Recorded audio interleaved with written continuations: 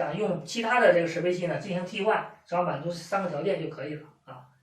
但是戴尔和惠普不行啊，因为它中间有这个什么呀，中间帧和这个信息存储这个芯片啊是不行的啊。好，咱们最后一个内容呢，就是来讲一下啊这个特殊的适配器，就是戴尔和惠普的特殊的适配器接口啊。那么这个接口啊，咱们后面啊在电池充电电路当中会提到它，甚至呢在整机时序的时候呢还会提到戴尔的机器。我们后面呢会用很多戴尔的电路呢来进行讲解啊，因为戴尔的机器呢实际上这么多年啊，戴尔的笔记本呢它的销量保有量都是比较大的，并且呢比较稳定。它的电路设计呢啊不是十分的复杂，但也不是很简单，所以说呢我们一直呢都愿意用戴尔的机器作为什么讲解的案例啊。那么戴尔和惠普呢，它俩这个口啊都是一样的啊。我们在这里呢先以戴尔呢为例子，说戴尔或惠普笔记本电脑适配器输出的接口啊是比较特殊的啊。它为什么特殊呢？请看这个图，它的这个接口啊是个圆形口啊，圆形口，外面有一层呢金属啊叫外壁，里面还有一圈金属啊叫内壁，然后呢中间有一根针啊，所以说这是它的一个接口，适配器这么一个接口啊。戴尔和惠普啊，它的外壁呢是负极啊，这肯定是合理的，对吧？因为它外壁呢经常要露在外面，是吧？很容易呢与其他的金属啊碰在一起。为了安全呢，它一般呢都会把外壁呢作为负极，内壁呢它是正极，内壁在里边啊，里边这一圈啊它是正极。然后呢，它的中间针看见了吗？这就是黑点儿，这个黑点儿就是中间针啊，会与适配器啊，会与这个适配器内部啊。会与适配器内部的一个 ID 信息存储芯片相连，这个就是那个 ID 芯片，看见了吗？这就是 ID 芯片。这个 ID 芯片呢，啊，有人呢也可以管它叫码片，都可以啊。它只有3个音角，看见了吗？1、2、3，只有3个音角。第一个音角呢，会与接口的这个外地，也就是地线相连。大家不要误会啊。我画的呢，只是与这个码片有关系的，是吧？这么一个图，这里它这个信息存储芯片呢，是放在了这个适配器的那个变压器里边，明白吗？是放在那个变压器里边。然后呢，这里呢还有变压器的那个电源的负极呢，也会连到这个外壁上，对不对？也再连在一起。所以说呢，这个电源的负极会与它的第一角呢，实际上是连在一起的，都与这个接口的外壁相连，所以说呢它是地线啊。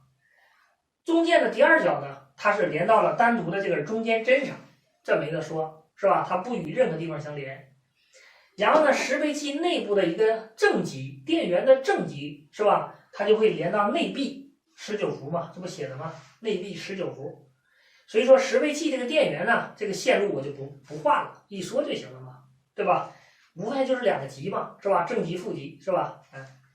然后呢，它的第三角啊，这个芯片的第三角悬空不用，你看特别简单，是吧？只用了2根线，一根呢属于信号线吧，啊，但是呢，大家发现了没有？中间针这个中间针本身是没有电压的，中间针在适配器这块是没有电压的，请记住是没有电压的。那么它将来要传输信号的时候，要读取这里边的程序的时候，它肯定得用电的，没有电是不可能的，对不对？那么大家请记住，它的内壁和它的中间针离得还是很近的，看见了吗？内壁是19伏电压，这是中间针，懂吗？所以说呢，中间针上是不可能带电的，带电呢会产生危险。那么将来这个适配器只要插到笔记本上以后，是由笔记本主板上给这个中间针提供一个上拉电压，听明白了吗？因为没有上拉电压的话呢，肯定信号是读不了的。任何信号不都在用这个电压来进行加载吗？你没有电压的情况下，信号是不可能传输的，是吧？信号是不可能通过空气传输吧？咱们现在讲的所有的信号都属于电信号。我们在基础课上呢还会讲到信号的问题。信号有声音信号，有光信号，有电波信号，是不是？咱们呢讲的都是电信号啊，电信号必须得通过电压才能传输这种信号，所以说中间针上必须有电压，这个电压是等着这个插口插在笔记本电脑上以后，有主板上的电路给这个中间针提供上拉电压。现在你只知道这么多就可以。所以说呢，这个识别器本身拔下来的情况下呢，这条线上是没有电压的，明白了吧？哎，这样比较安全啊。好，继续看，该芯片内部存储有识别器本身的一个 ID 信息，还有功率啊这样的信息。那么中间针呢，会通过一个 WAN wire 通信线与 EC 芯片呢进行通信啊，并且读取识别器信息啊，然后呢与我电脑内部的一个程序呢进行对比。这个呢，大家呢在学习电池充电电路当中呢，也会详细的听到这段内容啊。你比如说吧，咱们这样的戴尔这款机器啊，它要想给电池充电的时候呢，这个 EC 芯片呢，它要先读取电池里的信息，看看正不正确啊。然后呢，它还要读取呢，就是刚才说的这个 ID 信息存储芯片里面的信息，什么 ID 信息啊、功率信息啊，要读取。然后呢，与它电脑当中的 BIOS 里面存储的这段信息来进行匹配，说白了就是验明正身啊，就像我们过安检似的，是吧？查查你到底是不是有问题。它一检测，电池匹配信息正确，识别器匹配信息正确 ，OK， 可以充电，它才可以把它们连接起来，可以充电，否则它拒绝啊。为什么呢？其实呢，这也是一种安全的设计。明白吗？因为什么呢？你仔细想想，是不是这么回事啊？戴尔的机器用自己的原装识别器给自己的原装电池充电，它才能保证安全，对不对？那么你要是用别的识别器，一旦电流不好控制啊，或者什么其他的不稳定啊，再把电池充爆炸啦、充着火了，或者会产生意外啊，那么最终这个客户啊，他肯定会找戴尔来赔付的。大家都知道是吧？都听说过什么苹果的手机也好是吧？充电器也可能是假的啊，这个客户买到假的苹果充电器是吧？给苹果充电的时候呢，什么打电话呀或者玩手机的时候呢爆炸了等等，是不是都出现了伤害事件啊？那么最终呢，苹果公司那肯定要赔付的，是不是？那么所以说呢，像戴尔啊、惠普这个机器，它考虑安全的问题，它一定要检测匹配自己的原装识别器和自己的电池是否是我的，如果是我的呢，我才允许你们进行充电；如果不是我的，那么你就用笔记本电脑就可以了，不会让你去充电的。这样呢，也是一种安全的保护，明白了吧？哎，这个 WAN wire 啊，实际上这个 wire 这个英文啊，就是一个电源的，就是一个电线的意思啊。实际上呢，这个呢。通信线啊，也有人管它叫总线，其实也都可以。它是通过就是这么一根线啊，它就是通过这根线呢干什么呢？来进行呢一个通信信号传输的啊。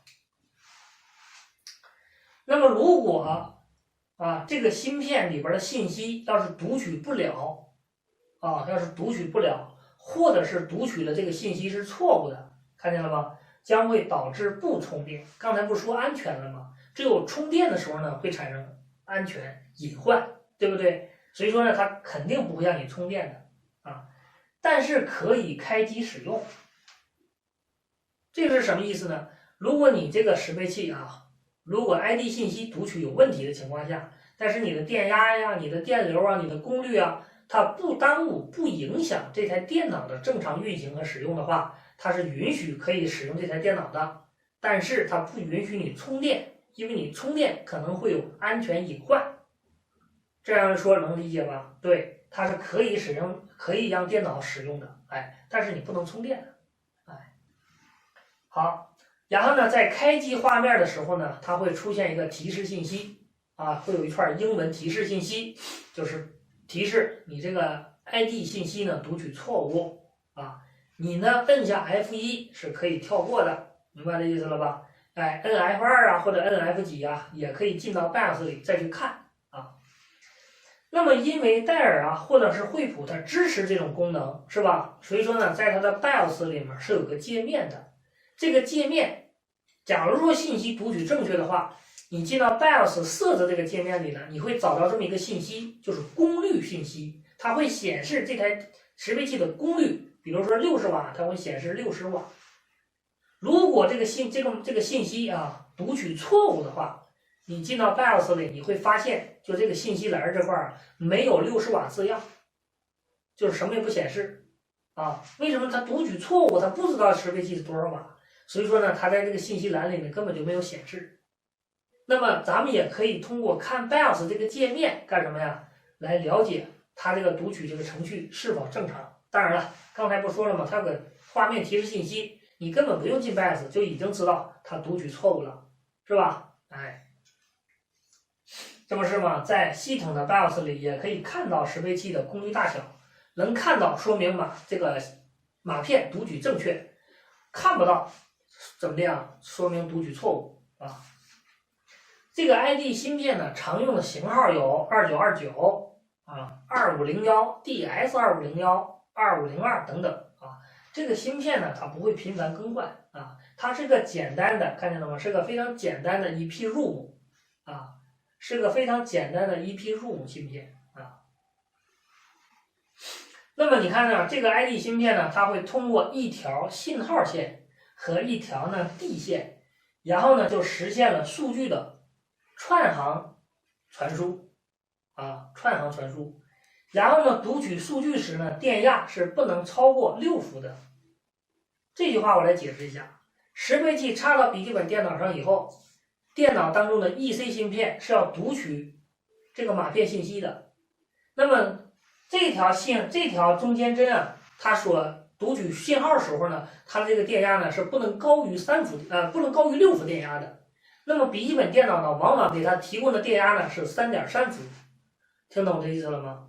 也就是说，它传输这个信息所使用的这个电压是不能超过6伏的，而笔记本电脑呢，往往给它提供的电压呢是3.3伏啊，是这个意思。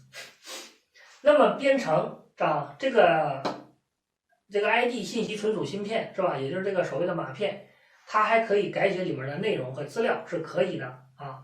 那么编写时候呢，要求的电压呢是12伏，因为这是个 EPROM 嘛，就是早期的咱们说的 EPROM 芯片啊。它呢这个比较简单啊，所以说呢它呢其实现在咱们都用的是 Flash 了，对不对？这是早期的一个 EPROM 芯片啊，要比 Flash 呢要低级很多的啊，造价呢也比较便宜啊。所以说呢，编程时候呢，要求电压是12伏，是吧？读取程序和信息的时候呢，要求的电压呢是不能超过6伏啊。笔记本电脑呢给提供的电压呢都是3.3伏啊。这个呢大家作为了解就可以了啊。咱们一般呢也没有人去刷新它，没有必要嘛。刚才不说了吗？这里呢涉及到一个词语啊，在这里呢我简单的想跟大家说一下，就是这个串行传输，串行。这个词呢，我来说一下啊。这个词的读法啊，我们呢，其实呢，这个也是每个老师的习惯啊。其实呢，大家呢也不必去过于的去考虑这个事情，因为呢，我们有时候呢管它叫串行啊，也有的老师呢管它叫串行，是吧？大家都知道这是个多音字啊。那么大家呢会上网上呢也会发现有很多的学科啊。很多的专业里边都会叫它串行数据、串行传输、串行总线，管它的这个字呢叫行啊，就是串行总线、串行数据、串行传输，就是都会用到这样的词语。但是呢，有的老师呢会管它叫串行传输、串行总线啊、串行数据，叫行啊。所以说呢，大家呢，了解一下这个事儿就行了啊。我呢，一般呢也是习惯管它叫串行啊。所以说呢，我们在讲课的时候呢，将来啊一定会遇到它的读法。所以说我们现在在这里呢，先简单做一个澄清啊。那么有很多的老师呢，管它叫串行，也有人管它叫串行啊。实际上呢，这个都是，当然意思都是一样的啊，只是读法啊。我们呢在这里呢也习惯把它叫串行啊，是这个意思。所以说呢，在这里借着这个机会呢，就是给大家澄清一下这个词语的读法，因为我们后面呢会讲到电路当中会提到这个词语啊，所以说在这里呢先简单的做个说明。我们呢习惯管它叫串行数据、串行总线啊，但是呢，大家一定会在社会上会听到，还有人管它叫串行，是吧？这个呢也很正常啊，很多人呢也都管它叫串行啊。好，这个呢意思是一样的啊，表达的意思是一样的。好，那么你看这个中间针啊，戴尔的机器和惠普的机器呢，这个中间针是比较麻烦的，哎。如果它读取信息错误的话，看见了吗？它就不能使用了，尤其是不能给电池充电，是吧？那么咱们都知道，电池要是不能充电的话，这个识别器压根儿就没有价值，是吧？那么这个电池早晚有一天会把电量耗没了，耗没了，你也不给它充电，补充电能，你说这个笔记本它能移动吗？它是不能移动的，对不对？那不就跟台式机是一样的吗？那么这就逼迫我们。惠普的机器也好，戴尔的机器也好，你只能买原装电池，或者是内部具备这种信息芯片的 OEM 识别器，只能是这样的，是吧？要不原装识别器，要不 OEM 识别器，但是必须里边是有这个 ID 信息存储芯片，并且里边的信息是完全符合的，否则是不行的，是吧？哎，所以说呢，大家一定要对这样的识别器啊有一个充分的了解啊。后面呢，咱们还会在不同的电路当中讲到它，啊，我们之所以呢拿到这里呢，先做一个讲解，就是让大家呢到后面再学习的时候呢，不会有陌生感。这个知识啊，往往就是这样的，不是说你一下子就能把它学得很通透、很明白的。你看这里具体怎么用，我们肯定不能讲，对吧？只有在讲电路的时候，只有在讲它的功能的时候、使用的时候，我们才会顺理成章的去讲解。在这里呢，大家只先作为一个了解，知道这么一个情况，记住我今天所讲的所有内容就 OK 了。将来的事情让将来再去学，现在呢没有必要去学习啊。好，那么这就是识别器的所有内容啊。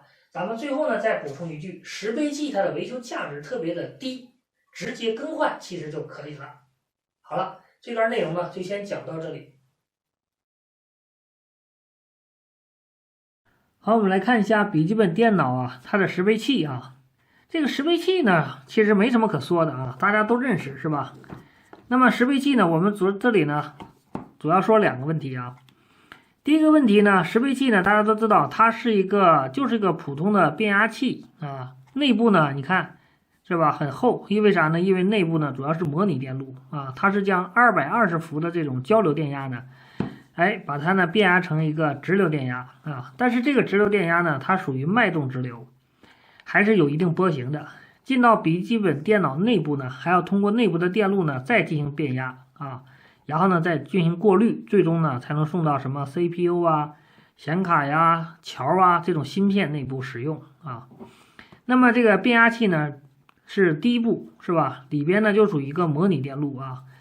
所以说呢，里边有变压器啊、线圈啊什么之类的啊，属于纯粹的模拟电路啊，我们就不打开看了，没有意义。我们呢也从来不修它啊，因为咱们主要修笔记本电脑啊，都是修的是数字化电路啊，这种模拟的这电路呢，咱们一般是不涉及维修的。那么你看这个呢是惠普的啊原装识别器啊，这有惠普的标志，这个呢有戴尔的标志啊 DELL 啊，这有戴尔的标志 DELL， 这呢是惠普和戴尔这两个识别器。那么这两个识别器呢，它是有特点的。那么你看它的这个识别器的接口啊，都是圆口，看见了吗？你看都一样是吧？真的都是一样的。然后内部呢有小针，看见这小针了吗？这个呢就是我们在黑板上重点讲的一个内容啊，中间针啊，它有个中间针。这个针呢，实际上是要传输一种信号啊，然后呢，在识别器内部呢，它会有这么一个码片啊，也就是存储芯片，里边呢主要是存储的 ID 信息啊、功率信息啊等等。那么笔记本电脑啊，在给电池像这两款机器在给电池充电的时候呢，它都要检测这里的信息，看看呢是否匹配啊。如果功率什么的不匹配，不是原装的话呢，它会拒绝充电，但是呢可能会给电脑啊正常的供电，电脑可能会正常使用，但是呢这个电池啊就不能充电了啊，这点呢大家一定要注意啊。所以说买这个适配器呢，一定要买这个原装的啊。那么即使是 OEM 的呢，也要保证里面的码片程序呢是正确的，否则呢它在读取程序的时候呢，要是出错，那就不能充电了啊。你看这是一个戴尔的机器，一个惠普的机器，但是你看它这头发现了吗？是一样的，是吧？那么有人会问了，说那它能够通用吗？这个呢我们还真试验过啊，是可以用的啊，我们也用过，但是不是所有的都可以用啊，只要这个插头能正常的插进去是可以用的，因为它们俩的中间针的原理都是一样的，但是呢是不能够充电的啊。所以说呢，那么说了半天呢，实际上不能真正的使用啊。这是适配器啊，这个呢适配器大家都认识啊。那么我们在实际维修当中呢，大家也都知道适配器的接口呢非常的多，是吧？我们呢会购买这样的适配器的接口啊，主要是接在可调电源上使用的啊。那就是说各种各样的这个适配器口都可以，不光笔记本上的啊，有一些什么小型的这些平板电脑啊也都会有啊。你看各种各样的都有啊。这个呢就是多功能的接口啊，多功能的接头。现在呢这种适配器的接头啊越来越标准化。那么这么多接头呢，一般呢也不会都用得上啊。它不光是涉及到笔记本了啊，还有其他的一些设备啊，一些电子产品上的一些电源接头呢也是可以使用的啊，它都是可以拔起来的啊。然后呢还有单独的一个连在可调电源上的一根线啊，这样的话使用起来比较方便啊。那么我们让大家呢看看这个接口，你就知道了，是吧？适配器的接头呢还是各种各样的，还是挺多的。但是一些大的品牌呢，它的接口啊一般也都是固定的啊。有些接口呢，你看着好像是，哎呀，这一样啊，基本上是一样的，但实际上这三个口是不一样的啊。它内部的内径啊，还有外径啊，它不一样，插不上啊。这就是可调电源的接口啊。咱们通过这种电源接头呢，就可以知道啊，这种各种各样的电源接头，看看它的种类还是很多的啊。好，那么这个就是适配器这块的内容呢，就说到这么多。